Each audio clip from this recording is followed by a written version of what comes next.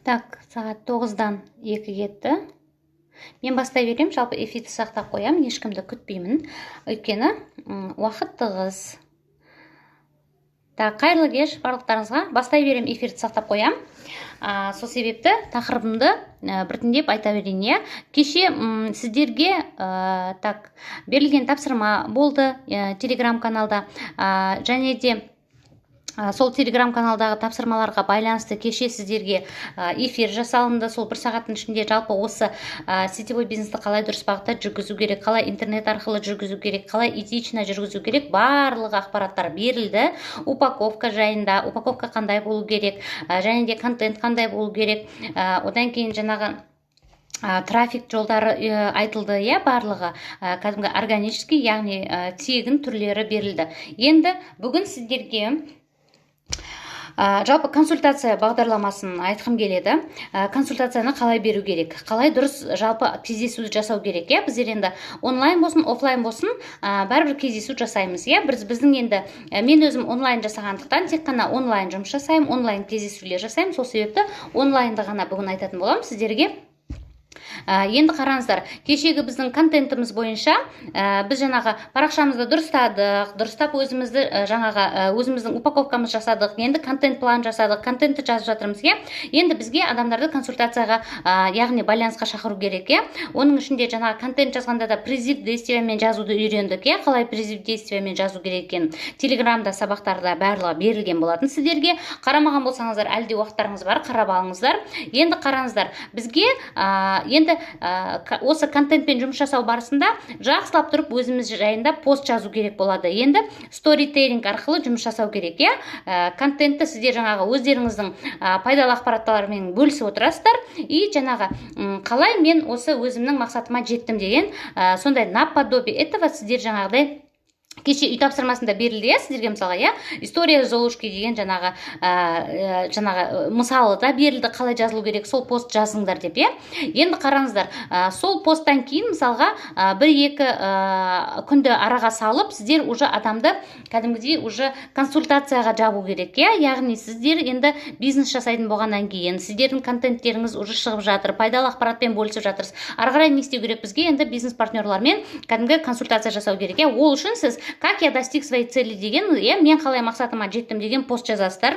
Сол посттың ішінде сіздер кәдімгідей адамды уже кәдімгі консультацияға, напрямую консультацияға шақыратын боласыздар. Либо менен тегін консультация алуға болады.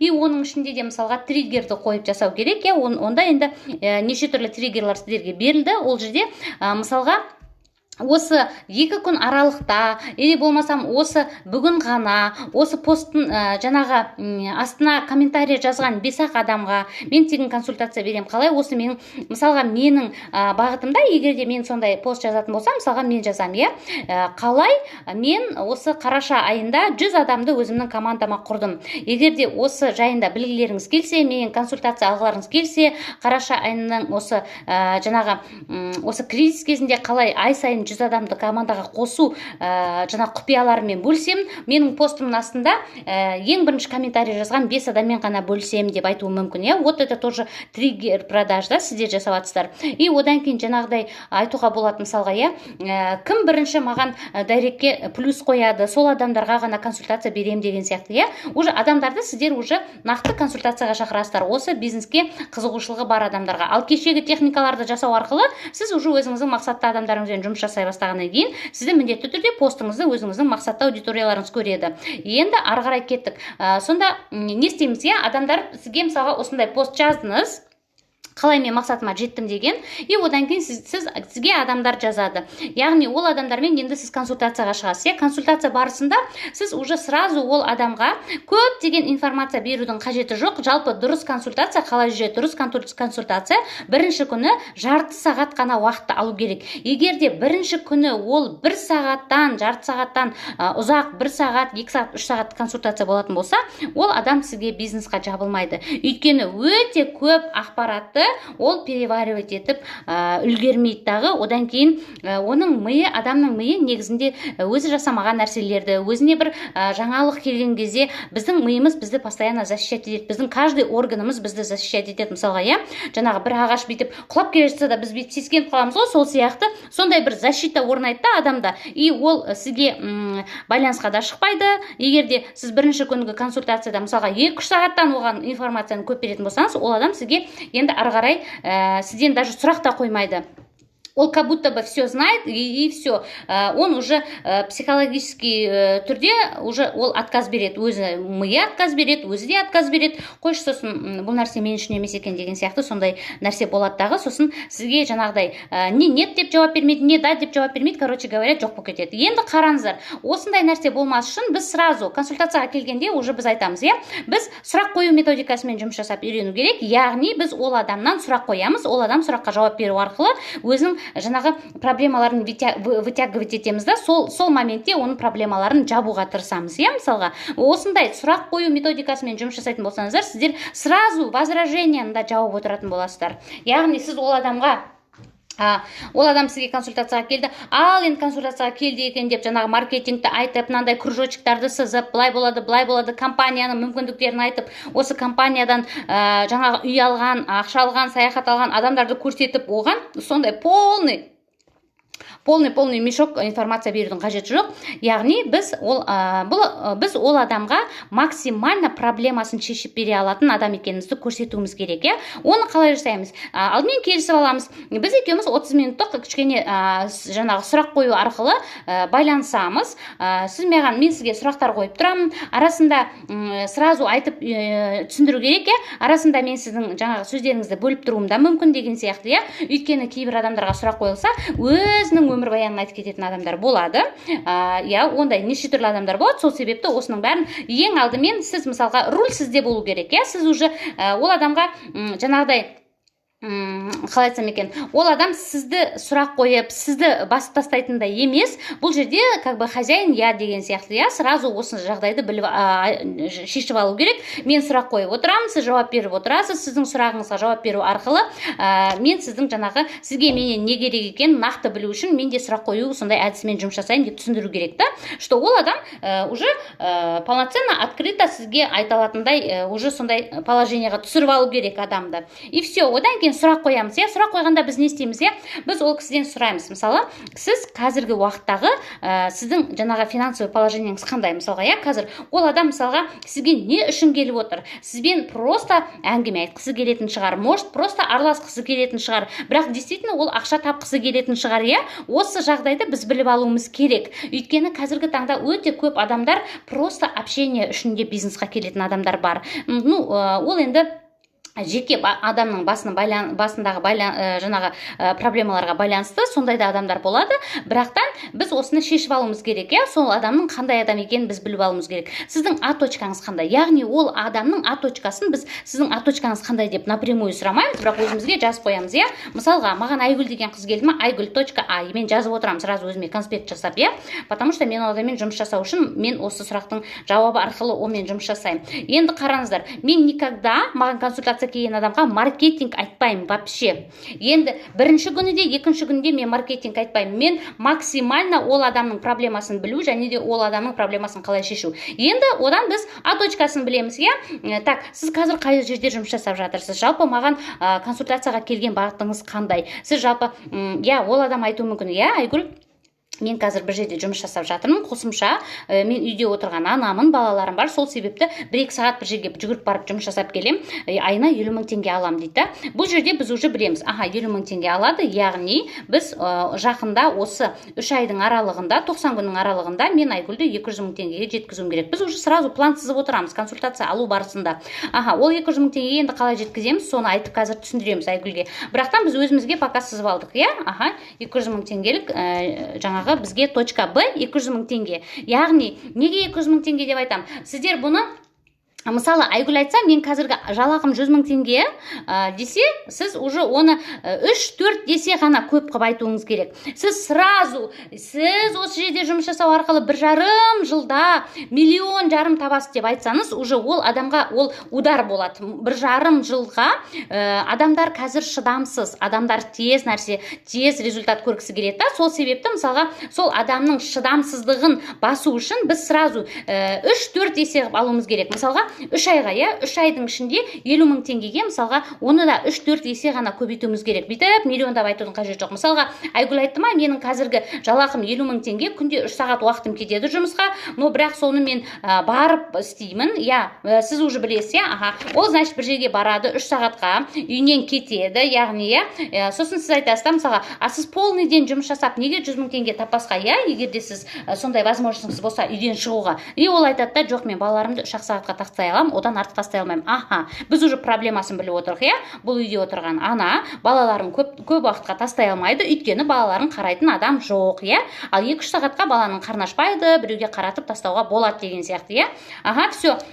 Біз уже ол адамның проблемасын білдік. Енді біз айтамыз, Айгүл қараңызшы, біз енді Айгүлден бізден бас тарта алмайтындай осы жерде біз оған не жасаймыз? Айгүл қараңызшы, мысалы, сіз осы 2-3 сағат уақытты бөлу арқылы тек қана интернетпен мен тапсырма берем сізге, сол тапсырманы орындау арқылы келесі осы 1-2-3 айдың ішінде сіз осы 50 000-дық жалақыңызды үйде отырып 200 000-ға жеткізсек, сізге осы жағдай қалай, ұнай ма? Тағы да біз сұрақ қойып отырмыз, и вам вообще интересно вот это предложение деген сияқты, и біз оны точка Б-сын айтып отырмыз, точка А-сы қандай проблемалары бар екен білдік, точка А-сы қазір 2-3 сағатқа балаларын тастап кетеді, полный ден кете алмайды, и біз айтып отырмыз, сол 2-3 сағатты сіз балаларыңызды тастамай-ақ, үйде отырып интернет арқылы мен берген жаңағы үй жұмыстарын орындау арқылы келесі 2-3 айдың ішінде сіз бірінші айда жұмысыңызды тастамай-ақ қойыңыз, о жаққа барып 3 сағат жұмыс жасап келіңіз, өйткені сізге керек ақша, қазір сіз әлі ақша тапқан жоқсыз. Но бірақ келесі айларда, келесі алдыңғы 3 айда, егер де сіз сол 2 сағатты бөліп, үй жұмысын орындау арқылы сол 200 000 теңгеге өсімді жалақы алатын болсаңыз, қалай сізге бұл вообще ұнай ма осындай предложение, мен осындай ұсыныс айтсам десеңіз, и ол адам естественно бұл жерде айтады, не істеу керек деп сұрайды, понимаете?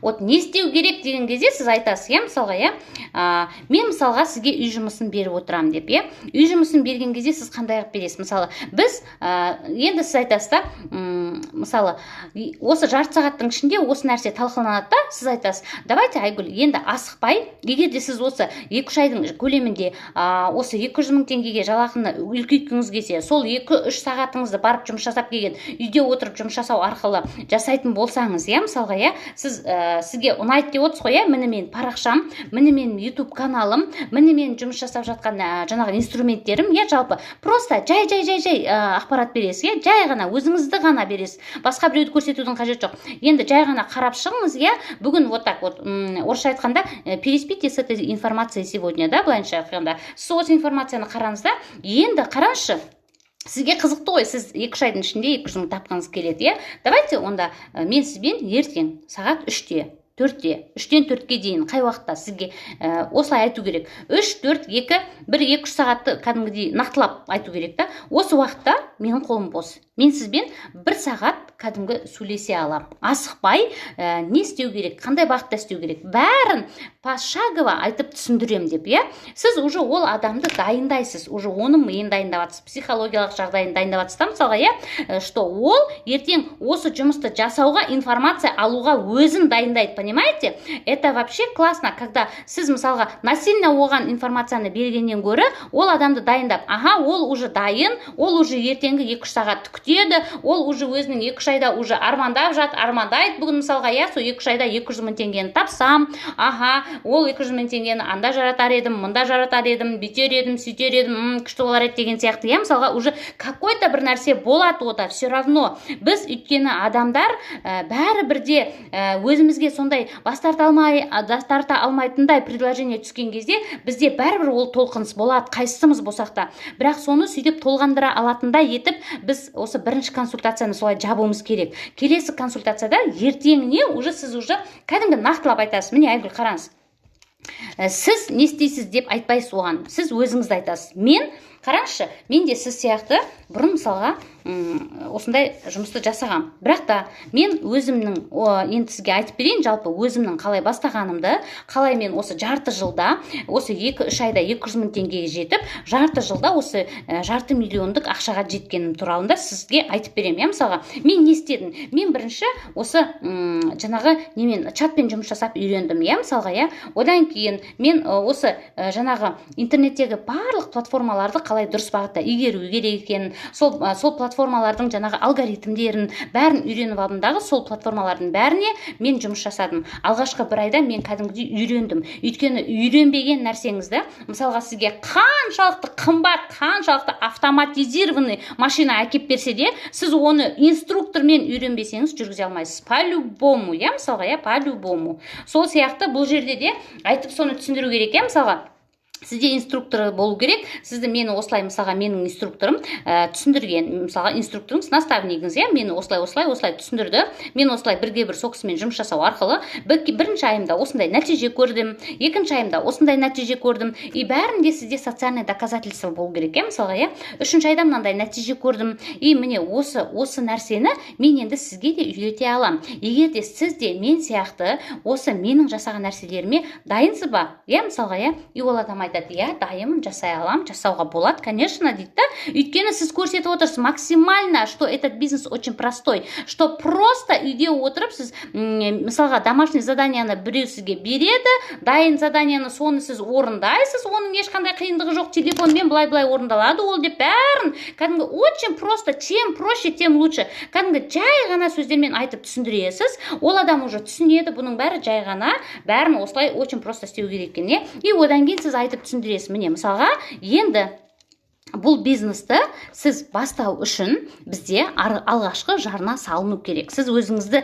примерно айтасыз, өзіңіз алғашқы жарнаңызды қалай салып осы бизнесті жасадыңыз? Мысалға, в моем случае, менің мысалға, менде ЛТО 20 мың теңге, мен сол 20 мың теңгені мысалға қалай салып, не алып, және де сол 20 мың теңгені қазір осы 2-3 айдың ішінде 200 мың қып өндіріп, жарты жылда 500 мың қып өндіріп алғаным жайында мен айтып акцентті осыған қойып отырам, мысалға, сол нәрсені сізге де мен үйрете алам. Өйткені маған да үйретті. Менде компьютерный знанием болған жоқ. Менде осы интернеттегі платформаларды әшейін просто суретке түсіп, тойға барып, әшейін бір жерлерді түсіріп, сөйтіп жүрген болатым. Ал сетевой бизнесқа келетін болсақ, наставниктерімді көрсетіп, постоянно міне мынандай машина алды, анау мынандай алды, мынау мынандай алды, мынандай семинарда жүрім. Постоянно өзімді емес, өзге біреулерді көрсетумен айналысқам деп, мысалға, соның бәрін айту керек та, что действительно ол адам сізбен өзін салыстыра білу керек.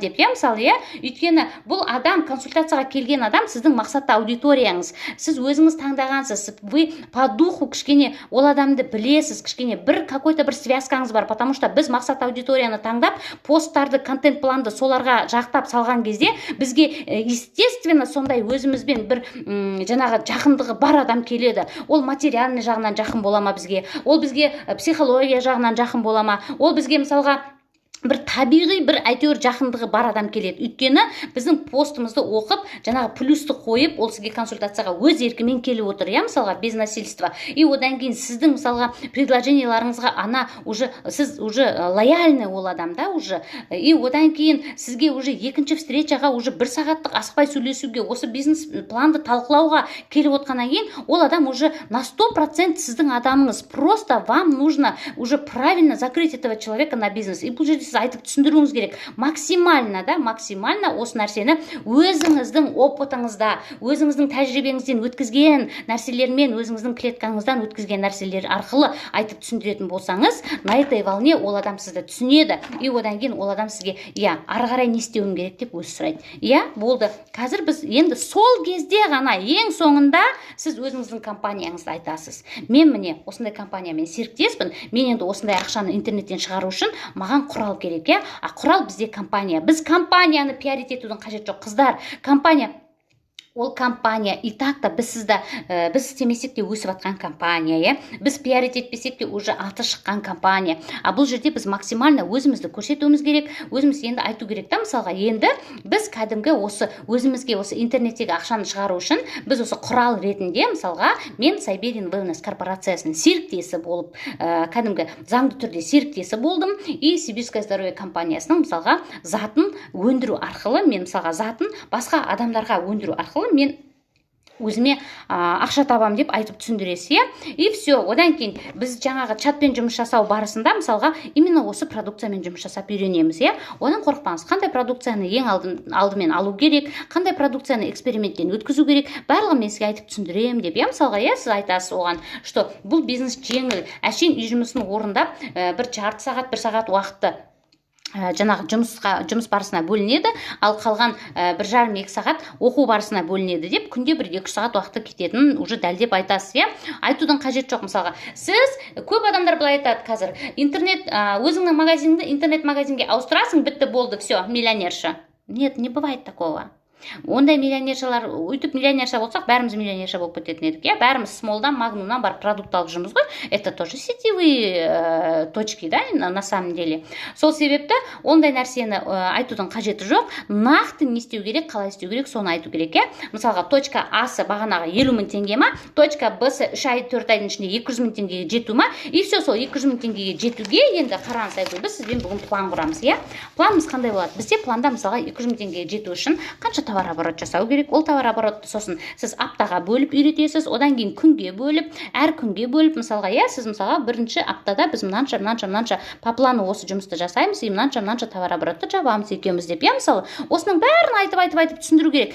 Когда-то менде әшейін 5 мың теңгелік товар обороттан бастап 20 мыңға сол товар оборотымды көтеріп, қазір осы 8 айдың ішінде 2 миллионға дейін товар оборотымды көтеріп, 25%-ын, сол 2 миллионның 25%-ын қазір қалтама салып отырмын деп, сіз оған айтып түсіндіруіңіз керек, мысалға, біз қайда бара жатқанымызды ол адам білу керек, қайда бара жатқанын, и ол қалай жасайтынын білу керек, Все, содан кейін сіз өзіңіз айтасыз, міне кеше сізге мен бердім ғой парақшамды, қарап көрдіңіз ғой. Примерно сізге қиын ба? Сол мен айтып, мен істеп отқан нәрсені, егерде мен, конечно, ол парақшамда до конца айтылмайды еш нәрсе, менің YouTube каналымда, бірақ менің өзімнің командамда барлық нәрселер ашылып айтылады. Мен сізге былай, мысалға, сабақтар бар бізде мынандай деген сияқты. Бәрін айтып уже пошагово үйрететін системаңыз бар. Алгоритммен жұмыс жасай алатын. Ол адамға кәдімгі сіз мысалға, барлық платформаларды игеріп үйрететініңізді айтуыңыз керек, профессионально жұмыс жасай алатын адам болып шығатын айтып үйретуіңіз керек, максимально ол адамның проблемасын шешу. Мысалға, 50 мыңнан 200 мың теңгеге жеткізу, оны қандай бағытта, қандай жұмыстарды жасау арқылы жеткізу, и және де сол 200 мың теңгені оған айтып жеткізу керек. Мысалға, бұл өсімді айлық. Сетевойда өйткені постоянно өсімді айлық болады. Бірақ сол өсімді айлықты ұстап қалу үшін, сізге командаға келген адамдармен дұрыс бағытта жұмыс жасау үшін сіз білім алуыңыз керексіз деп, ол адаммен мысалға, мен уже максимально айтып отырмын, ол адам білім алу керек, оқу керек, үйрену керек, және де осы үйрену арқылы небәрі жарты жылдың ішінде осындай 500 миллиондық чекті алып, саяхат программасын алып деген сияқты, уже мен өзім жүріп өткен жолымды ол адамға көрсетіп отырмын, максимально ашып, кәдімгі өзім. Содан кейін мысалға, ол адам уже действительно сізге бизнесқа жабылады. Просто дұрыс бағытта жабу керек. Ал енді қараңыздар, сіздер бұл енді личный бренд, бұл енді кешеден бері айтып жатқанымыз личный брендке байланысты, а қазір личный бренд мысалға уже бәрімізге известно. Бірінші айдан бастап личный бренд жұмыс жасамайды. Екінші айдан бастап жұмыс жасамайды. Личный бренд өзінің алгоритмі бар. 90 күннен кейін жұмыс жасайды. Бірақ та сол 90 күнге сол 50 мың теңге табатын Айгүл дайын ба 20 мыңнан ЛТО жабу отыруға? Вот в чем вопрос. Енді қазір жаңағы командасыз айлық алуды әдісін айтып түсіндірем деп айтқан едім ғой кеше сіздерге. Енді қараңыздар, қазір осы жерде осы Айгүлдің қалтасын қақпайтындай өзінің әзер тауып жүрген 50 мың теңгесін жаратпай-ақ ЛТО-ны сатылым техникаларын үйрену арқылы, сатылым триггерларын пайдалану арқылы кәдімгі на продаже қалай жасап алуға болатыны жайында айтатын боламын. Бұл жерде мысалға командасыз просто чатпен жұмыс жасау. Бізде мысалға, менің де мысалға алғашқы айда менде де мысалға болған жоқ. Ешқандай жаңағы бірден команда құрылмайды, бірден личный бренд жұмыс жасамайды. Личный бренд менде қазір мысалға күнде 6 адамнан 10 адамға дейін мысалға менде подключение бар, күнде. И 4 адам стабильно, 4-5 адам менде стабильно активация жасайды күнде, Осының бәрі мысалға уже автоматтандырылды деп айтсам да болады. Өйткені мен уже жалғыз емеспін. Мысалы, мен адамдарыма бүйтіп түсіндірем да, сіз мысалға қазір жалғыз жасайсыз осы айда, менімен ғана бір өзіңіз, екеуміз отырып жалғыз жасаймыз бұл бизнесті. Одан кейін сіз уже 2-3 айдың ішінде көбейесіз, мысалға, 5 боласыз, одан кейін 10 боласыз, одан кейін мысалы, менің қазіргі жағдайым мысалға, қазір маған топ лидерлар келіп жатыр уже командама. Өйткені менің статусым өскен сайын адамға уже сондай мықты адамдар келеді. Алғашқы айда мысалға маған да осы Айгүл сияқты 50 мың теңге табатын қыздар келген болатын, Ол 50 мың теңге даже кейбіреуі ол бір жерге барып жұмыс жасап та таппайды. Просто айтады маған, бота маған бұл білесіз ба, ботада те менің бұл көпбалалы ана ретінде алып отқан 50 мың теңгем. Енді мен осы 50 мың теңгемді егерде бір рет со 20 мың теңгесін салсам, ары қарай мен жұмыс жасап кете алам ба дегенде, менің де проблемам болған. Когда-то менде көпбалалы 5 баласы бар анамын, 53 мың теңге алам. Сол 53 мың теңгенің 20 мың теңгесін салып, осы бизнесті мен де бастағам. Я это прекрасно понимаю, да? Сол себепті мен ол адамға айталам. 100%. Бірақ менің айтқан нәрсемді бұлжытпай орындап, үй тапсырмасын күнде орындап, менің басым ауырып жатыр. Бүгін күйеуім мазасы жоқ. Бүгін мысығым туып жатыр.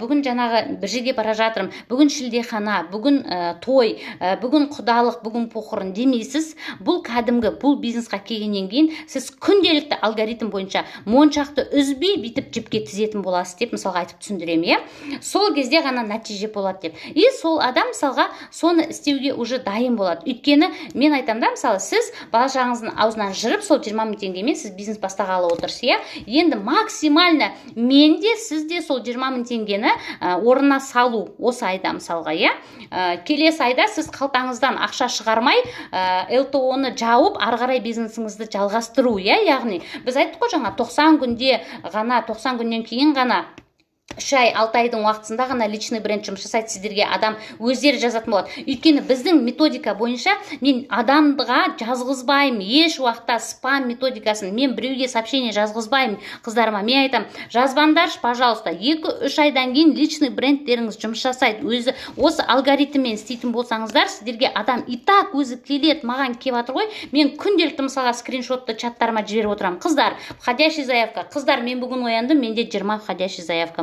Қыздар, менде бүгін 50 входящий заявка болды, 12 подключение болды, 6 активация болды. Мен бәрін көрсетіп отырам, бәрін открытым виде, кәдімгі чаттарымда скриншот жасап, кейде даже болады менің осы инстаграмда бір күнімді аптасына бір рет кәдімгі өзімнің жаңағы полный рабочий жаңағы системамды салып отырам. Қанша адам обедке дейін тіркелді, қанша адам түстен кейін тіркелді, қанша адам активация жасады, қандай елдерден сауда жасалды, қандай елден адам қосылды. Бүгін міне Армениядан, бүгін Россиядан, бүгін Орынбордан, бүгін Молдавиядан адамдар қосылды деп мысалы бәрін сөйтіп көрсетіп отырам. Міне ол жерде мен кабинетімде кәдімгідей маған почтама уведомление келеді. Сол уведомленияларды мен оны өзім бүйтіп қолдап жазбаймын. Сол уведомлениені алып көрсетемін, мысалға скриншот жасап, мысалға міне қыздар, осының бәрін мен үйден шықпай істеп отырмын. Менде сіздер сияқты анамын деп, мысалы, это социальное доказательство. Личный бренд, социальное доказательство болған кезде ғана жұмыс жасайды. А бірақ социальное доказательствоны біз жасау үшін біз жаңағыдай чаттармен жұмыс жасап, продукциямен жұмыс жасап үйренуіміз керек. Продукциямен жұмыс жасаған кезде адам ашылады. Продукция жайында айтады. Ол өзінің біз личный брендті жүргізуге неге қиналады? Көп қыздар қиналады, мен білем. Неге? Потому что өзімде де болған. Маған мысалға қазір менің командама келген лидерлар айтады, біз сізді 7-8 айдан бері тыңдап келеміз. Сіз баяғыда бірінші айда қорқып жүретін едіңіз осы камераға шыққан кезде. Қазір у вас уверенность, қазір сіз мықты айтасыз, қазір сіз любой уақытта ұйықтап жатсаңыз да түнгі сағат 4-те сізге сұрақ қойсақ та кәдімгідей бодро шай ішіп отырған адам сияқты жауап бересіз деп та. Почему? Мен адамдар неше түрлі әдістермен тексереді. Таңғы 5-те сұрақ қоятын да адамдар болады. Мысалға, иногда бывает, ондай нәрсе бар менде. Сондай экзамендерден өткізеді адамдар, сізді аңдап отырған адамдарда.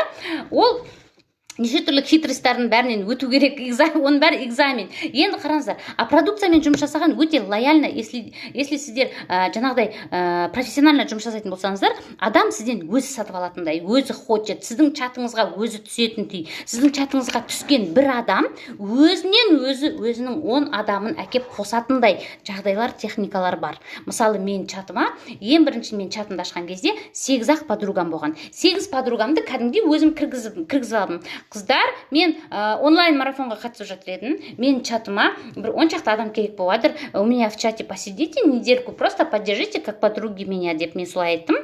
Сосын маған ол қыздар кірді, ата-аналар чатында еще мен жаңағы комитет ата-аналар болғам. Сол жерде де мысалға мені поддержка жасайтын ата-аналарым мысалға кіріп отырды. 8-ақ адам болды, 6 подругам, 2 ата-ана кірді. Сонда мен сол қыздарға мысалға кейін чатыма түскен кезде мен айттым да, мен бұл жерде тек қана продукция жайында айтпаймын сіздерге. Продукция еще плюс денежный приздар болады бұл жерде. Сөйтіп мен бір-екі күн продукция жайында программаларды айттым да, мысалға максимально жаңағыдай. Продукция жайында айтқан кезде ешқандай қорқудың қажет жоқ. Сіз өйткені бұны әбден изучать етіп, кәдімгідей уже конспектлеп аласыз ғой, уже бұдан ешқандай қорқыныш жоқ. Мына нәрсенің мысалға не үшін екені, қалай иммунитетті көтереді, қазір қандай қажеттілігі бар, бұның бағасы қанша, мысалға қаншалықты ішінде 120 капсула бір семьяға жетеді, 3750 теңге ғана тұрады, зато сіз ауырмайсыздар, барлық аурудан сақтайды деген сияқты. Максимально уже сондай бір өте жаңағы сондай өз продукцияның ішінде де бір сондай бір не болады ғой, бір қалай айтсам екен, жаңағыдай, сіздің осы мысалға біздің сибирское здоровьяның ең мықты продукциясы осы Новамин да, мысалға, осы Новаминнен бастаған болатын мен, мысалға, осының барлық несін мысалға конспектлеп жазып алдым, өзім алдым, біреуін мысалға өзім алдым, ішіп көрдім, содан кейін барып айта бастадым да, қыздар қараңыздар, мен ішіп жатырмын, бірақ нәтижесін әлі айта алмаймын, но мен сіздермен бөлісетін боламын, бірақ осы нәрсенің мен не үшін алғанымды айтып беремін. Мысалға, мынандай проблемаларды шешеді. Мен сол үшін еще и вообще экономно 120 капсула 3750 теңге тұрады. Біздің үйдегі 7 адамға былай жетеді екен. Так что бұл сондай зат екен деген сияқты. Мысалға, максимально бұл нәрсенің жаңағы несіне айтасыз, жаңағы акцентті пайдасына и ценасына қоясыз. Мысалға, ол адамға тигізетін пайдасы жайында. И жаңағы подругаларым, мысалға, мен сол жерде қарап отырады. И мен ол подругаларыма айтам, просто если хотите, прослушайте, если не хотите, я просто должна экзамен сдать, я должна сказать вам о продукции моей деп та. Мен подругаларым тыңдайды, міндетті түрде не істеп жүрсіз деген сияқты болады ғой әңгіме. Тағы да қай компанияға кіріп жүрген деген сияқты, если бұрын сетевойда істеген болсаңыздар. Сосын, мен ең соңында айтам, қыздар, енді осы аптада осы менің чатыма, мысалға, розыгрыш жүргіземін. Осы Новаминді мен сіздерге тегін беремін. Просто менің бір условиям бар. Осы чатқа 5 адамнан қосасыздар, и еще оның арасында мен 2000 теңге, 1000 теңге ақшалай сыйлықтар беретін боламын деп, мысалға, мен қызықтырам өзімнің подругаларымды, представляете? Олардың әрқайсысы, мысалға, сосын мен личкама жазады, қандай адамдарды қоссақ болады, туысқандарды қосайық ба, или ананы қосайын ба, потом мен ана родительский чаттан родительдарымды қосайын, деп өздері қосады, представляете, адамдарды чатқа. Сосын ол адамдар чатқа қосылады ғой, ана танымайтын адамдар, сосын ол танымайтын адамдар сізге чатқа қосылған барысында сіз тағы да информация бересіз, тағы да оларға да айтасыз, мысалға, мен осы нәрсені тегін берейін деп жатырмын. И ол адамдар қосып, тағы да адамдар сөйтіп танымайтын адамдар қосылып кетеді сіздің чатыңызға. Сіз қалай ешкімді, бізде мысалға мынандай нәрсе бар. Қазір мысалға бізді қинап қосып қояды да, мысалға, біз қинамай-ақ солай адамдар өздерін қосатын қылып жасап алуға болады. И сіз максимально бұл проблемаларды шешетін продукцияларды айтып, сол жерде мысалға қандай проблемалар бар. Қазір бізде мысалға бәрімізде суставной проблема бар, мысалға, уже 35-тен кейін бәрімізде суставной программа бар. Потому что отырып жұмыс жасайтын адамдарда бел, аяқ, варикоз, мысалға, тұрып жүріп жұмыс жасайтын адамдарда то же самый жаңағыдай буын проблема, мысалға, жаңа қан айналым дұрыс емес деген сияқты. И одан кейін мысалға бізде жаңағыдай легендарный продукциямыз бар, истоки чистоты деген, внутриклеточный, междуклеточный чистка жасайды, антиоксидантымен қорғап, клеткаларды тазартып, шлактардың бәрін шығарады. Мысалы, соны айтып түсіндірсем, мен мысалға мен сол продукцияны да айттым. И сол продукциядан мысалға мен бір аптада 5 адам алды сол продукцияны, представляете? И мен мысалға ол жерде қалай айттым? Мен айттым, мен осы истоки чистотыды іштім. Истоки чистоты бұл негізінде осындай нәрселерден қорғайды екен. Келешекте мен сіздермен мысалға, қазір мен айына сондай нәрсенің 10 штугын сатам. Өйткені өзім 3 ай бойы соны ішіп, тоқтамастан да мына бетімдегі карталар кеткен. Оның бәрін мен мысалға көрсетіп айтамын. Мен мысалға последний беременностьтімде сондай менде иммунитетім слабый болды, и менің мынандай карта қалып қойды. Кәдімгідей карта болған бетім былай. Осы Мэрикейдің де қымбат сывырткаларын алдым, бірақ көмектескен жоқ. Именно оказывается ол нәрсе менің жаңағы бүйрегім, бауырым бірінен кейін бірін бала туғаннан кейін жаңағы бүйрек шыдамайды, бауыр дұрыс жұмыс жасамайды екен да. Сол себепті ішкі органдар құртылады. Содан кейін беременностьтан кейін жаңағыдай өліп тамақ жейміз, кишечникті тазаламаймыз. Мысалы, шлак 99 қалайды жаңағы 100 аурудың 99 шлактан болады мысалға, соның бәрін максимально айтып түсіндіресіз. Продукциямен сіз жұмыс жасаған кезде сіз кәдімгідей ашыласыз. Сіз кәдімгідей сөйлеп үйренесіз. Сіз кәдімгідей ол продукцияның пайдасын айтып, ол продукцияны адам сізден сатып алған сайын у вас азарт появляется. Сіз енді келесі мына продукцияны көрсем екен, енді мынаны айтып берейін деп осыны зерттейсіз, уже осыны айтып бересіз. Мысалға, мынандай табиғи өнім, мынау, уже продукцияны айтып отқан кезде сіз заодно продукциямен жұмыс жасап үйренесіз, и с другой стороны личный брендті жұмыс жасатасыз. Қыздармен, чатпен жұмыс жасап, осы продуктовый чатқа қалай мен адамдар өздері кеп қосылуды, қалай розыгрыш ойнатуды, және де соның бәрін мен білдім, үйрендім. Оказывается, розыгрыш ойнатып чатпен жұмыс жасаған күшті екен, весело екен, адамдар өздері кіреді, өздері сұрайды деген сияқты. Осының бәрін мысалға баланың витамині, не бәрі 1100 теңге тұрады. Любой ана ала алады, өзінің пособиясына алса да баласына қият 1100 теңгені, мысалға, соны айтып түсіндіру, мысалы, өстіп мына уже экранға да үйренесіздер. А чатта сізде мысалға жаңағы адамдарға, бізде чатта мысалға қыздарыма мен сразу үйретем, видеоға шығып, ол WhatsAppта чатта өзіңіз ғанасыз, сіздің ғана чатыңыз, ешкім жоқ. Мысалға, алдында мен просто беттеріңізді көрсетпей, просто продукцияны көрсетіп, сәлем қыздар, мынандай продукция бар, осылай өстіп-ақ сөйлеп үйретем да, мысалға. Одан кейін жаймен уже бетті көрсету, міне, уже мен өзім шықтым полный деген сияқты. Сөйтіп мысалға бәр осы адаммен уже коммуникация пайда болады бұл жерде. Сосын уже чатпен жұмыс жасап, чаттан ақша тапқаннан кейін уже мен айтам, все, Айгүл, переходим на TikTok. TikToктан күнде 100 000 просмотр алып, 20 заявка алып, сен қазір бір аптада сатқан 2 банкаңның о жерде күнде 5 банкадан сатуға болатын техникалары бар. Сол сабақты үйренесің ба десем, ол маған айтады, конечно, үйренем, давайте деп айтады, представляете? И мен айтам, бірақ енді TikTokқа сен өзіңді шығарасың, өзің күліп тұрып продукцияңды алып, өстіп сөйлейтін боласың деп айтам. Мысалы, ол айтады, конечно, ол уже аптасына 2 банк сатып, уже 1000 теңге, 2000 теңге ақша тауып көрді ғой. А мына жерде мен оған айтып жатырмын, енді сен күнде 2 банк сататын боласың, күнде 2-3 мың теңге табатын боласың десем, ол, конечно, сөйлейді. И одан кейін уже TikTok программасын өтеміз біз. TikToктың алгоритмі өте күшті. TikTokпен жұмыс жасап, менің қыздарым, осы именно TikTokпен жұмыс жасап, менің Марина Кавкова деген орыс қызым 4,5 айдың ішінде топ лидер болды. Кәдімгідей топ лидер болды. Мені прям қуып жетіп алды, представляете?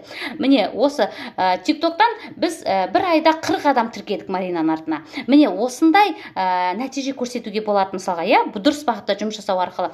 Продукцияны егер сіз грамотно жүргізетін болсаңыз, продукцияның өзінен ақ адам келеді сіздерге. Продукцияның өзінен ақ адам келеді, потому что продукт работает действительно. Содан кейін уже сіз уже продукциямен жұмыс жасап үйренесіз, TikTokпен, Одноклассников, ВКонтакте желісін қосасыз, уже максимально жұмыс жасайсыз, саудаңыз жүріп жатыр. И мына жақта личный брендке де шығып айтып жатсыз, қыздар, уже личный аккаунтыңызда бөлсеңіз, WhatsAppтан осындай күшті менде мынандай табыс тауып жатырмын. Енді мен TikTokты үйреніп жатырмын. TikToктан мысалға осындай қаншама просмотр алғаныңызды сіз постоянно скриншот жасап айтып отырасыз, мысалға, мен бүгін мысалға 2000 просмотр алдым, 2 заявка алдым, мен бүгін 100 000 просмотр алдым, 20 заявка алдым, обработать етіп әлі үлгермей жатырмын. Сонда мынау басқа сетевойдағы адам таппай отырған адамдар сізге қызықпайды деп ойлайсыз ба? Конечно, қызығады. Мен өзімнің бір күндік жұмыс барысымды кейде ана жерден, мына жерден, мына жерден бұрындағы сетевойды компанияда істеп кеткен қыздарым мысалға маған жазады: бота тәте, сіз қалай Азербайжанмен жұмыс жасап отырсыз, қалай сіз Бакуге зат сатып отырсыз деп сұрайды. Мен айтамын, мен үйде отырып сатып отырмын, мен Бакуға барып сатып жүрген жоқпын ғой, интернеттің арқасында, интернеттегі платформалардың арқасында деп, дұрыс игеру, дұрыс меңгеру, дұрыс білім алу деген сияқты, осының бәрі соның арқасында деп мен айтып түсіндіремін оларға. Осы мен командамда мысалға 7 тілде сөйлейтін мен сияқты ханымдар бар. Мен мысалға 7 тілде сөйлемеймін, мен максимум 2 тілде сөйлеймін. Бірақ та сол русскоязычный адамдар, жаңағы азербайжанша сөйлейтін, молдаванша сөйлейтін, украинша сөйлейтін қыздар бар ғой, сол орысша сөйлейтін арасында, сол қыздардан ары қарай дамып шығып кетті. Мен даже өзім 3 жақтасам түсіме кірмейді мысалға, 7 мемлекетпен жұмыс жасаймын деп мен ойлаған жоқпын. Мен максимум осы Қазақстан, осы Қырғызстан деп ойладым максимум. Бірақтан қалай мен солай 7 елге шығып кеткенімді өзім де білмей қалдым. Қазір уже сол 7 елім уже осы айда Германия қосылып жатыр, уже 8 ел болып жатыр, мысалға, мен никогда ойлаған жоқпын. Мен октябрь айында өзімнің заказымды алуға офисіме барған кезде маған айтты: сіз путешествие программасына кірдіңіз ғой, білесіз ба деген кезде, мен прям как будто для меня это было уже очень просто так, мен айтым, сіздер просто осылай бере саласыздар ма, не маған саяхатты десем, айтады: конечно, товарооборотыңызды қарамайсыз ба деп. Сонда уже мен ана қиындықтарды ұмытып кеттім да, басында келгендегі қиындықтарды ұмытып кеттім.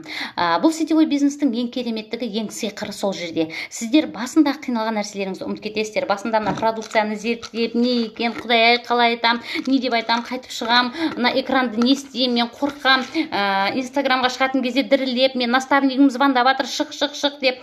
Бізде содан кейін поддержка бар. Қазіргі менің қыздарым мысалға, мен қыздарымды қорқам, бота апай, қорқам, шыққым келеді, бәрі дайын, конспект жасадым, мен продукцияға конспект жасадым, бәрі дайын, бірақ мен қорқып тұрмын дейді. Мен айтам, пожалуйста, давай шық, мен бірге шығамын, мен сенің астында қарап отырам, сен тоқтап қалған жерде мен айтып жіберем, қорықпа, давай шық деп. Мен бірге шығам. Мен қыздарым да қазір күнде бірге шығып жүр.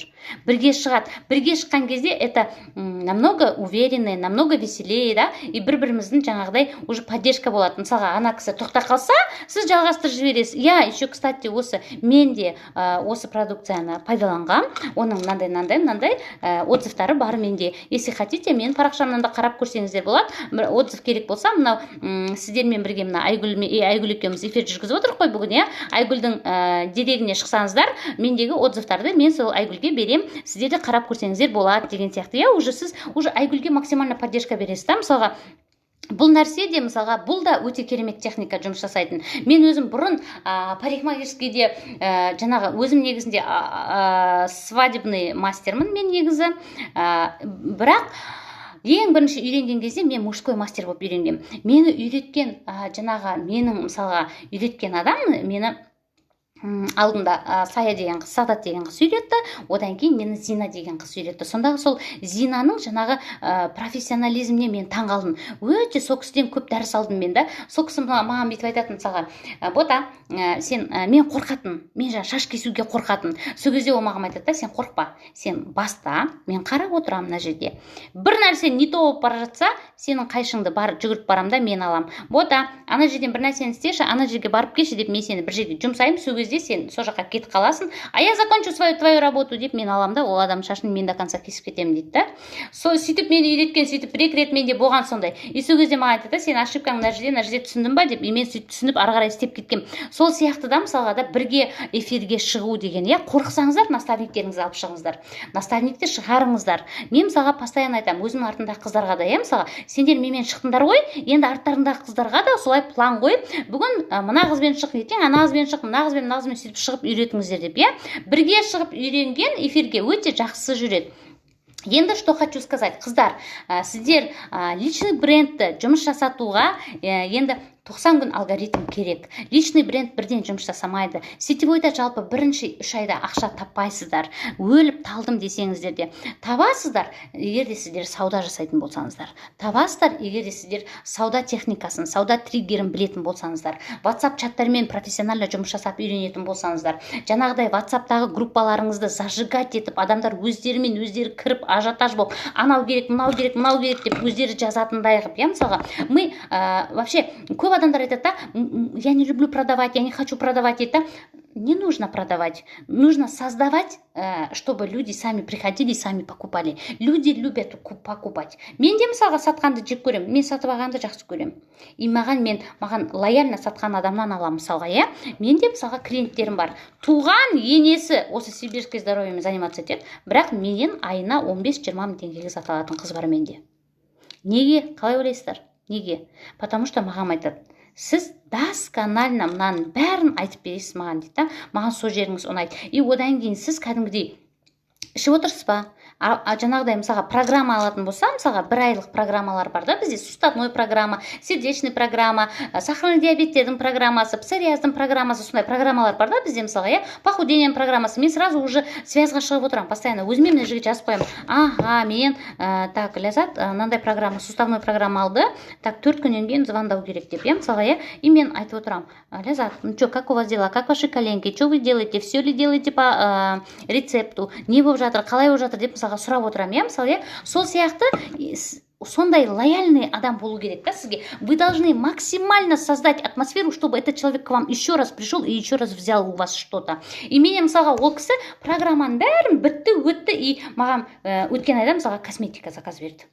Потому что уже программаның бәрін өтті, уже жаңағы қалай айтсам екен, витаминнің бәрін уже ішіп болды, иә, мысалға, иә. И маған айтты: что-нибудь охота у вас купить, что есть вообще по скидке из косметики, хочу перейти на вашу косметику деп та уже. Мен айтамын: бізде тональный крем бар, бізде өте керемет гипоаллергенный туш бар деп, иә, мысалға. Қазір уже тональный крем, туш, и осы айда мысалға мынандай парфюмге заказ беріп отыр. Мынау парфюм 17 мың теңге тұрады. Ойлаңыздаршы. Туған енесі осы компанияда жұмыс жасайды. Туған енесі. Бірақ менен алады. Неге? Қалай ойлайсыздар? Осының бәрі осы сату техникаларын, сату триггерларын дұрыс игеріп меңгерудің арқасында. Мысалы, ол адам енесінен алып отыруға болатын еді. Мысалға, енесі и так та оған мысалға келіні ғой, енді 25%, и так еще енесіне ол ай сайын 100 балл товар оборот жасап отырса, енесі и так та оған 5 мың скидкасын жасап береді мысалы, иә. Но бірақ соған қарамастан менен алып отыр. Ол адамға 5 мың проблема болып тұрған жоқ. Ол адамға кәдімгідей лояльный предложение керек болып тұр, понимаете? Сол себепті сіздер адам өзі мы любим покупать, люди любят покупать. Вам просто нужно шикарно продавать, жаңағыдай, да, чтобы адам өзі келетіндей. Бізде мысалға мен айтамын да қыздарға, біз компаниямызға адамды шақырмаймыз, бірақ адамдар келетін барлық жолды ашып қоямыз. Барлық нәрсені жасаймыз, барлық жағдайда, чтобы этот человек к тебе сам пришел. Мақсатты адам, мақсатты аудитория, дұрыс упаковка, дұрыс контент, дұрыс упаковка, дұрыс контент, дұрыс трафик, бәрін не үшін істеп жатырмыз, чтобы сол адам бізге келіп: бота, мен сенімен жұмыс жасағым келеді, қалай тіркелем деп жазу үшін, иә, мысалға, иә. Не істеу керек сіздің компанияңызға кіру үшін? Менен қай компанияда жұмыс жасайын деп адамдар сұрамайды. ЛТО-ларыңыз қанша, сіздің бірінші линияңызға кіру қанша, сізбен жұмыс жасау қанша, қалай бастаймын, осы айда бастасам бола ма, қазір бастасам бола ма деп сұрайды. Міне, вот чтобы сол дәрежеге жету үшін біз сол жаңағы магнит маркетингті полностью игеруіміз керек. Барлық платформалармен жұмыс жасап үйренуіміз керек. Ал енді сондай дәрежеге жеткенше сіздер қалталарыңыздан ақша шығармай, мысалға, иә, осы ЛТО-ны сатумен жұмыс жасап жабуға болады. Сатумен болғанда сіздер сатпайсыздар, бүйтіп алып жүріп сату емес. Жаңағыдай 1000 балға затты алып, точно мен осы айда 50 мың теңге зарплата аламын деп отырудың қажеті жоқ. Енді маған осыны сату керек деген проблеманы создавать етудің қажеті жоқ. Нужно делать так, чтобы люди сами приходили, сами заказывали, сами покупали, сами в ваш чат вступали, өздерімен өздері келіп сондай. Сол нәрсені жасауға болады. TikTok арқылы да, инстамагазин арқылы, жалпы сату техникалары басқаша жүреді, иә, мысалға, иә, бизнесті сату басқаша, ал именно продукциямен жұмыс жасау басқаша. Енді осы продукциямен жұмыс жасап үйренсеңіздер, сіз пока личный бренд уже выстраиваться еткенше, сол жаңағы продукция арқылы 50 мыңнан 100 мың теңгеге дейін ақша табуға болады. Ал бірінші айда 50 мыңнан 100 мың теңгеге дейінгі ақша, бірінші алғашқы 3-4 айда это очень хорошие деньги. Для новичка это очень хорошие деньги. Мен мысалға бірінші айда 30 мың теңге тапқан кезде, мен кәдімгі шапкемді аспанға лақтырып қуанғам. Что мен үйде отырып, осы 30 мың теңге маған келгеніне қуандым. Да, мысалға, иә, сол сияқты сіздерде де мысалға это очень хорошие деньги. Адамдар ойлайды мысалға, иә, даже сол кейде маған сатқым келмейді дейтін қыздар болады да. Сонда мен айтып түсіндіремін да, сетевой бизнеста сіздер миллионды көрсетіп адам шақыра алмайсыздар. Сетевой бизнеста сразу миллионға ешкім келмейді мысалға, иә, сразу сіз миллион жасағаныңызды ол адамдар көзімен көрмейінше мысалға, иә. А сіз егер көрсетіп отырсаңыз, мен мынандай просто әшейін WhatsApp-пен жарты сағат жұмыс жасадым, 1 сағат сабақты қарадым, и жарты сағат сол сабақты қараған сабағымды WhatsApp-қа өңдеп жұмыс жасадым, и содан 2 заявка алдым, 1000 теңге таптым, міне, пожалуйста, сол жаңағы WhatsApp-тағы перепискаңызды, WhatsApp-тағы жасаған нәрселеріңізді скриндап көрсетіп отырып, міне, қараңыздаршы, 1200 теңге тауып алдым бүгін. Это очень хорошие деньги для людей, которые дома сидят, да. Мен үйде отырып 1200 теңгеге 2 сүт, 1 нан ала алам. И балама 1-2 компьютер бере алам, иә. Соның өзі это достижение. Соның өзі мысалға күйеуім қарсы дейтін де возражениялар бар. Күйеулеріңіз қарсы болмайды. Күйеулеріміз просто бізді осы интернет арқылы бір жерге кіріп кетіп, бір бәлеге ұрынып қалама деп олар қорғайды. Олар күйеулер никогда әйелдеріне қарсы шыға алмайды. Мысалға менің күйеуім маған қарсы болғанда қарсылық білдірді, но бірақ мен айттым да, қараш, мен осы мына аптада 1200 теңге алдым. 1200 теңгеге білесіздер ма не алдым? 1 литр сүт алдым, 5 балама 5 мороженое алдым, арзан мороженое алдым. Содан кейін мынандай шарик алдым. Шариктар бар, мынандай завтрак. И соны балаларыма бердім, мысалға, мен айттым. Мен мынаны мысалға сен ақшамды жаратпай, өзім ақшама түскен ақшаны көрсеттім, ашып интернетте кәдімгідей кабинет арқылы бүйтіп көрсеттім. Міне осы 1200 теңге менікі, осы аптада таптым, балаларыма алып бердім. Мен осылай алып берсем мысалға, сен немен жек көресің ба не деп, иә, мысалы, иә. И ол маған айтты, жарайды, істеш, жарайды деді. Жарайды, өзің көңіліңе ұнаса, бірақ бір жерге кіріп кетпеші, мен просто сен кіріп кете ма деп қор. Күйеулер просто қорқады, бір жерге біз кіріп кете ма, бір косякқа кіріп кете ма деп, иә, мысалға, иә. Көп қой ондай нәрселер, алдайтын нәрселер. Сол себепті ғана они просто защищают, қарсы емес. Қарсы деп никогда айтпаңыздар. Қарсы болса, менің күйеуім осы айда маған 300 000 теңге тұратын ноутбук әпермес еді. Маған ноутбук алып берді, потому что бір кезде ана сосын мен айтатын да, маған уже ноутбук уже керек емес қазір, мен уже маған керек болған кезде, маған жаз кезінде керек болған еді, компьютерный бір графикада жұмыс жасап, жаңағы өзім курстарын түсірген кезде, шіркін-ай, ноутбугым болса ғой, осындай өстіп қиналмас едім деп сөйтіп айтқан болатын. Сол ойында қап кеткен ғой. И сөйтіп сол мысалға маған сол кезде, иә, мен ол кезде арзан мороженое алып бердім. Қазір менің ұлдарым ең қымбатын алып жейді. Аллаға шүкір, иә, мен қазір қарамаймын олардың не алып жеп жатқанын.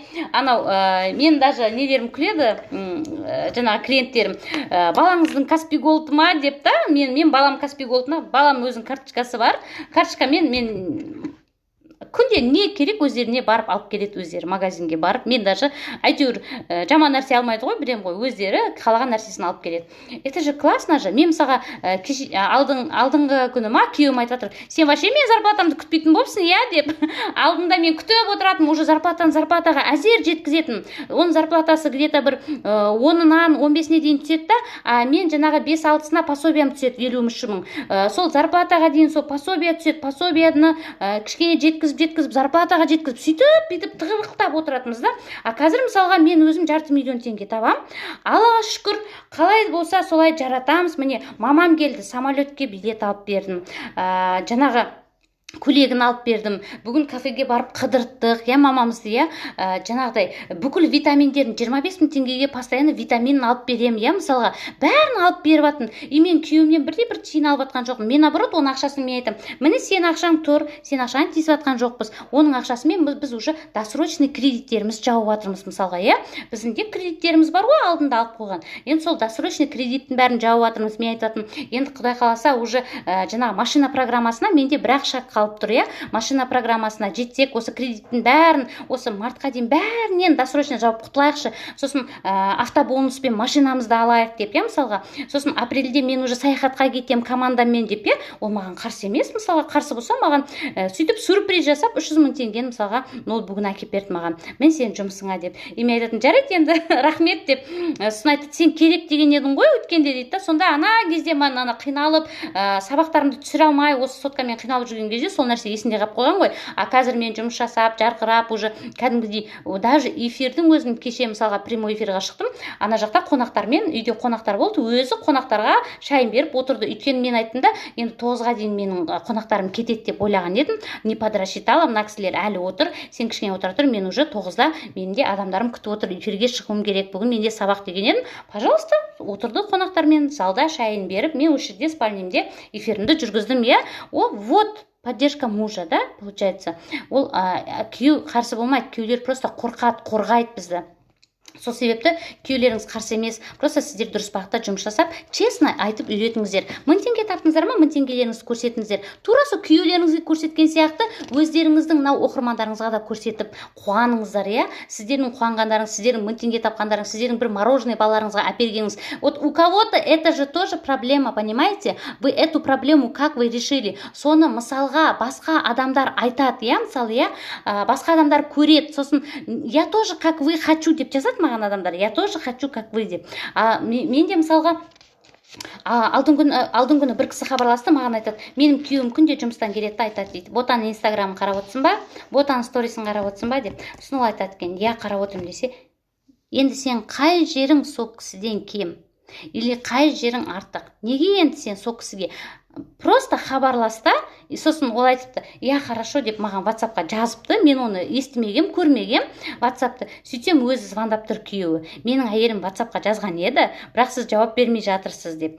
Жауап беріңізші, осындай номерде менің әйелім сізге хабарласып жатыр деп. Күйеуі хабарласып жатыр, представляете? Менің әйелімді үйретіңізші, қанша ақша керек бастауға, сіздің командаңызда болуға, сіздің бірінші линияңызға алып үйретіңізші, қанша ақша керек бірінші линияға кіру үшін деп мен күйеуі сұрап жатыр, представляете?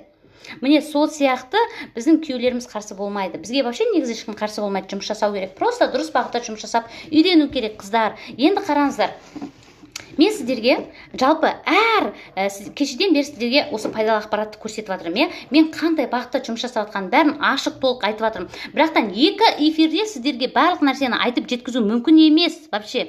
Мен сіздерге айтып жатқан нәрсем бұл менің командамдағы осы жұмыс барысымның, командамдағы осы практикамда болып жатқан жұмысымның 5% беріп отырмын.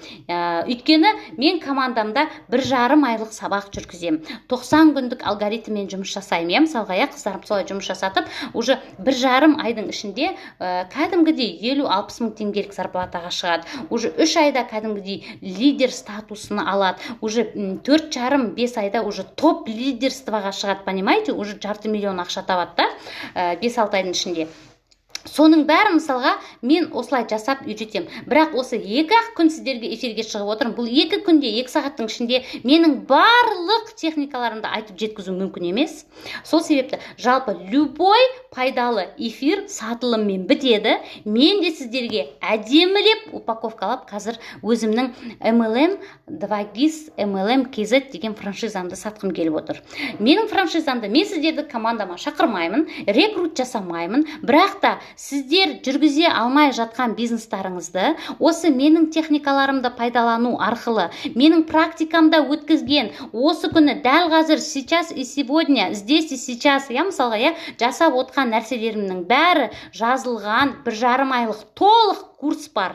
Кәдімгі франшиза ғып жасап қойдық. Неге франшиза? Неге 2GIS MLM KZ? Мен сіздерге оны айтып түсіндірем. 2GIS деген навигатор, яғни біздің точка А-дан, точка А-дан точка Б-ға апаратын навигатор. Білесіздер ғой, 2GIS-ті, мысалға, бәріңіз приложениені теріп көріңіздерші, мысалға, точка А-да тұрсыз, мысалға, басқа бір адресті айтсаңыз, сол жерге сізге апаратын жолды көрсетеді, направо, налево, прямо, ана жерде скорость не повышай, на жерде камера деп айтып отырады, сол 2GIS-пен пайдаланып көргендеріңіз бар ма? Міне сол сияқты осындай біздің сетевойда точка А-мыз не? 0 ғой, мысалға, а точка Б-мыз қайда? Топ лидерство. Мен өзім сол топ лидерствоға небәрі 8 айдың ішінде, 7 айдың ішінде жетіп қойдым мен уже. Қазір уже 8 ай подтверждение жасап, мен уже үлкен тағы да бір статус жауып жатырмын осы айда. Енді қараңыздар, уже осы айда мен тағы бір статус жауып жатырмын. Келесі январь-февральға мен уже автобонусқа жұмыс жасаймын. Март айында Аллах қаласа, Алла куә, өздеріңіз куә боласыздар, автосалоннан уже таңдап қойдым. машинамды айдап шығам. Енді қараңыздар, точка Б сол, біздің баратын жеріміз. Енді осы точка Б-ға жеткізетін осы 2GIS MLM. Именно MLM, потому что интернетте жалпы SMM, PMM, жаңағы таргет деген көптеген нишалар бар, бірақ именно MLM-ді қалай жүргізуді ешкім айтпайды. Сол нәрсе жазылған, қалай мен өзім сетевой MLM-да істеймін, продукциясы бар компанияда ғана істеймін. Сол себепті сол адамдарға мысалға осының менен көп адамдар сұрайды, басқа компанияда істеймін, мені үйретіңізші, ақша төлеймін. Сол себепті осы 2GIS MLM-ді сұраныс бойынша шықты. Енді қараңыздар, KZ, потому что қазақша. Біз жалпы 2000 адам командамызда.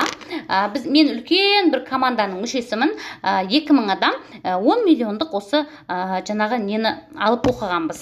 Мысалға, ол 10 миллиондық сабақты алып оқу үшін определенный бір, мысалға, менің компаниямда 500 балды жабу керек болды, личный товарооборот 500 болу керек деді. Мен ойланбастан сол жаңалықты түнде естідім, таңертең тұрдым да, бардым дағы 500 балымды жауып келдім. Өйткені білім керек маған, 500 балды жауып мен 500 мың теңге таптым. 1,5 айдың ішінде, представляете, 1,5 айдың ішінде менде такой рост был, да, прям на 2 раза, на 3 раза өсіп кетті мен бизнесім, командам өсіп кетті. Енді соны мысалға сондай дәрежеге жететінімді мен білдім, ол жердегі білімдің мысалға мен качествосын білдім, маған приблизительно айтып берді, осы білімді алғаннан кейін осындай рост болады деп, мысалы, кім нөлде тұр, кім мынандай стадияда тұр, мынандай стадияда тұр. Сол, в общем, адамдар 2-3 есе өсет деді. И сол алгоритм бойынша мен өстім, действительно, өзімнің практикамда жүргіздім, және де оны қазақша өзіме командама ұсындым. И қазір сіздерге де соны ұсынам. Мысалға, бұл 20 мың теңге тұратын франшиза, бірақ 10 миллион теңгенің ішінде білімі бар. Өйткені мен дәл осы франшиза арқылы өзім өсіп отырмын. Өзім дәл солай нөлден бастағам. Менің наставниктарым маған айтса, Бота, мы этот бизнес в трусах начинали дейді. Менің 2 наставнигімда 18 миллиондық 2 машина мініп жүр. Салоннан осы компаниядан алды. Қазір 1,8 миллион менің наставнигім, одан жоғары наставнигім 4 миллион ақша алады, мысалға, теңгемен.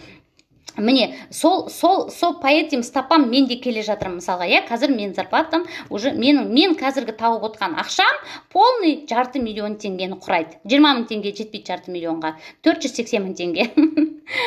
Енді қараңыздар, соны енді мен осы нәрсені мен де уже сол бағытта келе жатырмын, сол кісілердің несімен, жаңағы табанын басып келе жатырмын. Сол сияқты, міне, дәл осы нәрсе, соны мен айтам да наставниктеріме, ойбай, я тогда вообще без трусов начинала деп. Енді қараңыздар, қыздар, мен сол нөлден бастап осы топ лидерствоға жетіп, саяхат программасын алып, қазір уже автобонус программасына жұмыс жасап жатырмын. Міне, осы нәрсенің бәрін үйренгілеріңіз келсе, сіз менің компанияма келмей-ақ қойыңыз, өзіңіздің компанияңызда, бірақ жаңағыдай продукциясы бар компания болу керек. Осы 2GIS MLM KZ франшизасын алу арқылы 1,5 ай толық білім аласыздар, және де осы кәсіби, осы саланың маманы боласыздар, барлық платформаны игеріп үйренесіздер. Алдымен сол платформаларды сіздер игеріп, үйреніп, сіздер оған тер төгіп жұмыс жасайсыздар. Одан кейін 24 сағат бойы сол платформаның бәрі сіздерге жұмыс жасайтын болады. Міне, сондай дәрежеде жұмыс жасағыларыңыз келсе, осы біздің MLM 2GIS MLM KZ франшизасын алыңыздар. Өкінбейсіздер, 20 мың теңгеге өте құнды ақпараттар беріледі. Ал енді сіздерге кешеден бері менің айтып жатқан нәрсем, бұл сол 2GIS MLM KZ франшизасының ішіндегі жұмыстардың 5% 95%-ын сіздер қалған 20 мың теңгеге сатып алып, арғарай білімдеріңізді нықтап, жарты жылдың ішінде осы қазіргі точкаларыңыздан топ лидер қатарына қосыла аласыздар. 100% кепілдік беріледі. Енді бірақтан барлық тапсырмаларды орын-орнымен жасау керек. Алғыларыңыз келсе, маған жекеге шығыңыздар, мен сіздерге тағы да толық ақпарат беремін. Ал енді тегін алу жолы бар. Тегін алғыларыңыз келсе, бұл франшизаны менің компанияма кіресіздер, менің командама кіресіздер. Сіздерге куратор беріледі, үй тапсырмасын аласыздар, куратормен бірге бір жұмыс жасайсыздар. Бәрін пошагово күнделікті ыстық тамақ бергендей ыстық қып сіздерге беріп отырамыз. Барлық тапсырманы. Солай жұмыс жасаймыз. Тегін үйретеміз. Біздің ЛТО, мен Сибирин Wellness корпорациясымен серіктеспін. Сибирское здоровье компаниясының мынандай тамаша өнімдерін жүргіземін. осы өнімдер арқылы жұмыс жасаймыз. ЛТО бізде 20 000 теңге. 20 000 теңгеге өзіңізге зат аласыз. Алғашқы аптада уже 5 000 теңге гарантия табыс табасыз. Содан кейін ары қарай табысыңызды өсіреміз. Барлығы оңай техникалармен, тек қана үй жұмысын орындау техникаларымен ғана. Ал енді қыздар, осы бүгінгі болған эфирді 10 адамға таратқан адамға мен өзімнің алғашқы 48 адамды тіркеген марафонымды берем. Таратыңыздар, сыйлық алыңыздар, және де ақшаларыңызды жинақтап, білім алыңыздар. Ал енді мен сіздерге ұнап қалған болсам, бір какой-то бір родственный душаларыңыз тапсаңыздар, мен командама келсеңіздер болады. Тегін үйретем барлығын. Мен командамдағы қыздарды жарты жылдың ішінде топ лидерге шығару программам бар. Өзімнің жеке жұмыс жасаймын әрқайсыңызбен. Компаниядан компанияға ауысам ба, анау-мынау деп переживать етпеңіздер. Сіздер де нәтиже болмай жатса, сіздер кінәлі емессіздер. Сіздердің кінәларыңыз емес. Мен бұрын солай өзімді кінәлайтынмын. Мен жұмыс жасамай жатырмын. Мен, потому что наставнигім маған айтатын, аз істеп жатсың, 500 адамға жіберіп жатсың ба рассылка, 1000 адамға жібер деп айтатын. 100 танысыңды звондадың ба? Звондаған жоқсың, стоп пудов 40-ына ғана звондадың, қалған 60-ына звонда деп. Кәдімгідей офиске шақырып алатын, 3 сағаттап отырғызатын. Звонда, желкенде тұрады, анаған звондайсың. Какой-то бір аферизм, какой-то бір бірдеңе я чувствовала себя, знаете, так подло себя чувствовала. Істегім келмейтін жаңа нәрселер. Кейін ақырында уже наставнигімде телефон отключать етіп тастадым, алмадым, уже блокқа қойып қойдым. Сөйттім да мысалға сол компаниядан мен кетіп қалдым. Кейін уже мен жазып жібердім. Мен істемеймін, істегім келмейді. Мен вообще сетевой істемеймін деп. Кейін мен уже все равно, айтады ғой, бывших сетевиков не бывает деп. Өзіме соңғы шанс бердім. Осы өзімнің наставнигімді өзім тауып алдым. Сөйтіп өзім звондап айттым да, мен осы Татьяна, маған списокпен жұмыс жасайсың деп айтсаң, онда керек емес, мен істемеймін дедім да, сөйтсем ол маған айтады. Вот списокты вообще жыртып таста, телефоныңдағы барлық контактты өшіріп таста, интернетпен жұмыс жасаймыз деді. Сонда мен таң қалдым да, оған қалайша десем, иә солай. Кейін жаңағы үй тапсырмаларын орындап отырам. Мен айтатым ғой, жаңағыдай, иә, мынандай болып жатыр, действительно рас екен. Таня, представляешь, сен айтқаның келіп жатыр. Ты Ванга деп айтатын. Қазір мен Ванга өзім болдым. Қазір мен мысалға біреудің парақшасына қараймын да, сразу айтам, қай жерде қандай ошибка кетіп жатқанын, иә, мысалға. Өзім де Ванга болдым. Сол сияқты мен өзім наставниге айтатын, Таня, ты Ванга, представляешь, сен айтқаның келіп жатыр. Жерді дұрыста деп едім, мен дұрыстаған едім, и у меня вот такая входящая заявка, представляешь, мен ютубтан адамдар жазады, инстаграмнан жазады, одноклассниковтан жазады, барлық жерден адамдар жазады деп, міне қыздар, сол себепті дұрыс методикамен жұмыс жасап үйреніңіздер. Осы эфирді 10 адамға таратып, менің алғашқы марафонымның программасын алыңыздар тегін, скриншотты жіберіңіздер. Телеграмға тіркелмеген қыздар болса, телеграмға тірке деп маған жазыңыздар. Бұрын сабаққа қатысқан қыздар болса, қатыспай қойыңыздар, бәрібір де қатыстырмаймын, өйткені бұрынғы сабаққа қатысқан қыздар, сіздерде барлық ақпараттар бар. Франшизаны алғыларыңыз келсе, франшизаны алғым келеді деп жазыңыздар. Командаға кіргілеріңіз келсе, бітті, командаға кіргім келеді деп жазыңыздар. Барлықтарыңызға сәттілік тілеймін. Қыздар, нөлде отыра бермеңіздер. Дәл қазір дамыңыздар, дәл қазір өте керемет сетевойдың программасы дамып жатыр. Біздің Қазақстанда ниша свободная, бұндай обучение еш жерде жоқ. Сол себепті барлықтарыңызды білім алыңыздар деп білімге шақырам. Жалпы командаға емес, білімге шақырам. Өйткені қай жерде болмасын профессионализм қазір бірінші орында, қыздар. Профессионально, этично, экологично жұмыс жасап үйренейік. Топ лидер болған керемет, күшті. Жай ғана қыдырып жүріп ақша жасайсыздар. Олай болса жақсы, эфирді сақтап қоям. Телеграмға салам. Давайте, қыздар, телеграмда кездескенше. Телеграмда Асема ханым отыр, сіздерге куратор, барлық сұрақтарыңызға жауап береді. Ал менің 10% қалыпты, эфирді сақтап үлгерейін, иә? Давайте.